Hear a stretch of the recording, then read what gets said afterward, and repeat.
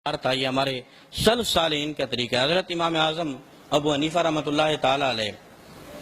آپ کے متعلق بھی یہ ملتا ہے کہ آپ چونکہ کپڑے کی تجارت فرمایا کرتے تھے اور آپ نے اپنے ایک بھتیجے کو دکان پہ ساتھ رکھا ہوا تھا تاکہ اس کو ایک تو کام کی سمجھ آئے گی، دوسرا یہ کاروبار کو سمجھے گا۔ تو حضرت امام صاحب ایک دن کہیں تشریف لے گئے، آپ نے فرمایا کہ یہ جو کپڑا ہے آپ نے یہ تقسیم کرنا ہے اور اس میں جو فلاں تھان ہے اس کے اندر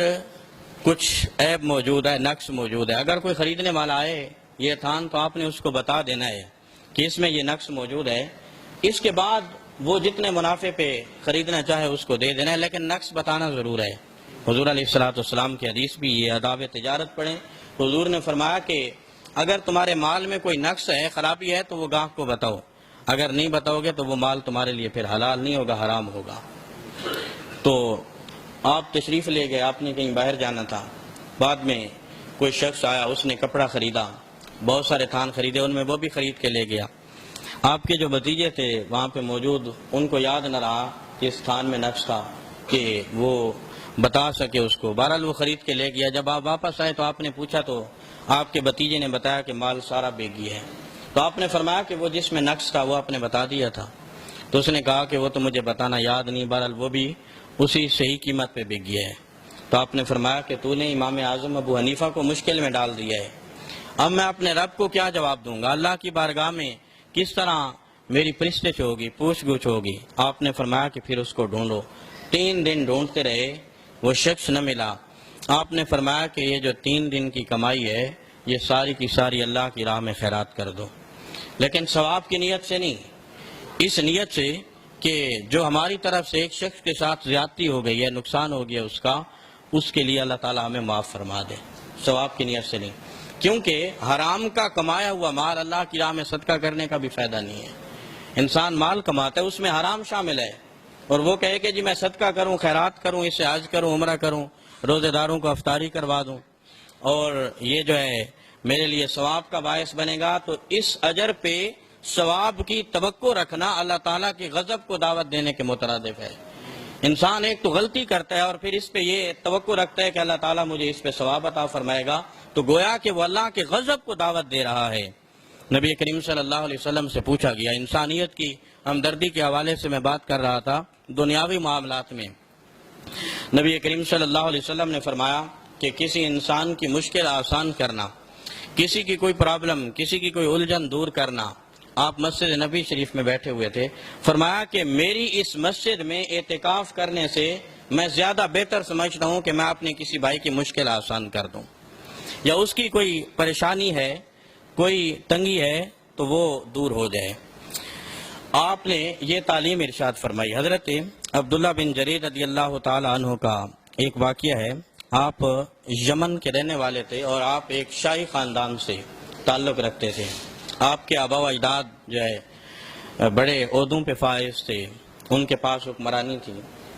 یہ اسلام سے متاثر ہوئے، حضرت جریر بن عبداللہ غیر مسلم تھے، اسلام کو پڑھا، اسلام سے متاثر ہوئے، پھر یمن سے مدینے کا رخ کیا۔ جس وقت مدینہ طیبہ کی طرف روانہ ہوئے، ادھر مسجد نبی شریف میں صحابہ کرام کی موجودگی میں حضور علیہ السلام نے فرمایا کہ مجھے یمن سے اپنے ایک دوست کی خوشبو آ رہی ہے، یعنی وہ آج ہمارے پاس آئے گا اور اسلام سے مالا مال ہو جائے گا۔ حضرت جریر بن عبداللہ جب پہنچے تو نبی کریم صلی اللہ علیہ وسلم نے ان کے استقبال میں اپنی چادر مبارک زمین پہ بچھا دی، تو حضرت جریر بن عبداللہ نے وہ چادر اٹھائی، اپنی آنکھوں پہ لگائی، سر پہ رکھی اور عرض کی، یا رسول اللہ صلی اللہ علیہ وسلم، اسلام کو پڑھ تو چکا ہوں، اسلام سے متاثر ہو چکا ہوں، اب صرف اتنا باقی رہ گیا ہے کہ آپ مجھے کلمہ پڑھا کے مسلمان بنا دیں۔ نبی کریم صلی اللہ علیہ وسلم نے کلمہ پڑھایا۔ یہ معمول تھا حضور علیہ السلام کا کہ جب کوئی شخص مسلمان ہوتا تو حضور علیہ السلام سب سے پہلے اسے فرائض کی تلقین کرتے۔ اللہ وحدہ لا شریک ہے، قرآن اللہ کی سچی کتاب ہے، نماز کی پابندی کرنی ہے، روزہ رکھنا ہے، زکوٰۃ دینی ہے، حج کرنا ہے، یہ جو فرائض ہیں ان کی تعلیم دیتے، اور ان کے ساتھ ساتھ صرف ایک بات کرتے تھے حضور علیہ السلام، زیادہ پہلے دن زیادہ لمبی چوڑی گفتگو نہیں فرماتے، مسلمان کرنے کے بعد صرف ایک نیکی اور ایک نصیحت فرماتے تھے دنیاوی معاملات کے اعتبار سے۔ حضور علیہ الصلوۃ والسلام نے پوچھا کہ تعلق کن سے ہے؟ فرمایا کہ میرا ایک جو ہے حکمرانوں کے خاندان سے تعلق ہے، میں جو ہے بہت بڑے وزراء کا جو ہے شہزادہ لگتا ہوں۔ تو آپ نے فرمایا کہ کام کیا کرتے ہو؟ تو فرمایا کہ تجارت۔ آپ نے فرمایا کہ ٹھیک ہے، اگر تجارت کرتے ہو تو پھر ایک بات یاد رکھنا، جس سے مسلمانوں کی بھلائی ہو سکے وہ کام کرنا۔ تجارت ضرور کرو لیکن مسلمان بھائی کی بھلائی ضرور سوچنا، اس کا فائدہ ضرور سوچنا، صرف اپنا ہی فائدہ نہ سوچنا، دوسرے کا بھی فائدہ ضرور سوچنا، نقصان نہ دینا کسی کو۔ صرف ایک نصیحت کی حضور علیہ الصلوۃ والسلام نے۔ آپ نے فرمایا کہ ٹھیک ہے، پھر میں یمن نہیں لوٹتا، یہاں پہ مدینے میں ہی میں رہتا ہوں اور یہیں پہ اپنا وقت گزارتا ہوں۔ پھر باقی کی ساری زندگی مدینے میں گزاری، تجارت فرمائی مدینے میں، اللہ تعالیٰ نے وسعت عطا فرمائی۔ گھوڑے کے لین دین کا آپ کاروبار کرتے تھے، گھوڑے خریدتے تھے اور بیچتے تھے، اور عرب کی اس وقت مرعوب سواری تھی، بہترین سواری گھوڑا تھی عرب کی، تو آپ نے اس کا کاروبار کیا۔ کئی گھوڑے آپ کے پاس آتے، کئی آپ فروخت کرتے۔ آپ کے پاس ایک غلام تھا، ایک خادم تھا آپ کا، جو گھوڑوں کی دیکھ بھال کرتا، ان کی رکھوالی کرتا تھا۔ ایک دن آپ گھر سے باہر تھے تو ایک شخص آیا کسی دوسرے علاقے سے، اس نے گھوڑے دیکھے، ایک گھوڑا بڑا پسند آیا اس کو، اس کا دل چاہا کہ میں اس کو خرید لوں۔ اس نے غلام کے ساتھ اس کی قیمت طے کرنا شروع کی، تو غلام کے ساتھ اس کی قیمت طے ہوئی 800 درہم، ایک گھوڑے کی قیمت، اور وہ شخص اس سے راضی ہو گیا کہ 800 درہم میں یہ گھوڑا میں خریدنے کے لیے تیار ہوں۔ اب جب تجارت ہوتی ہے، کوئی شخص کاروبار کر رہا ہے، خریدنے والا اگر کسی ریٹ پہ ایگری ہو جاتا ہے تو کوئی حرج نہیں، ٹھیک ہے، وہ اپنی رضامندی سے خرید رہا ہے۔ تو غلام نے کہا کہ ٹھیک ہے، 800 درہم پہ آپ کا اور ہمارا سودا طے ہو گیا، لیکن آپ کو انتظار کچھ کرنا پڑے گا۔ حضرت جریر بن عبداللہ جو مالک ہیں ان کے، وہ آئیں گے تو پھر آپ گھوڑا لے جائیے گا، باقی آپ کی اور میری بات پکی ہو گئی، لین دین میں ہی کرتا ہوں، بس صرف ان کی اجازت چاہیے۔ تو جب آپ واپس پلٹے، حضرت جریر بن عبداللہ رضی اللہ تعالیٰ عنہ، آپ نے اس شخص کو بلایا، اس کو لے گئے آپ کی خدمت میں اور کہا کہ اے جریر بن عبداللہ، یہ شخص گھوڑا خریدنے کے لیے آیا تھا، اس نے فلاں گھوڑا پسند کیا ہے، میں نے اس کے ساتھ 800 درہم اس کی قیمت طے کر دی، اب صرف آپ کی جو ہے انتظار تھا، آپ تشریف لے آئے ہو، تو اب آپ اجازت فرمائیں تاکہ یہ شخص گھوڑا کھول کے لے جائے۔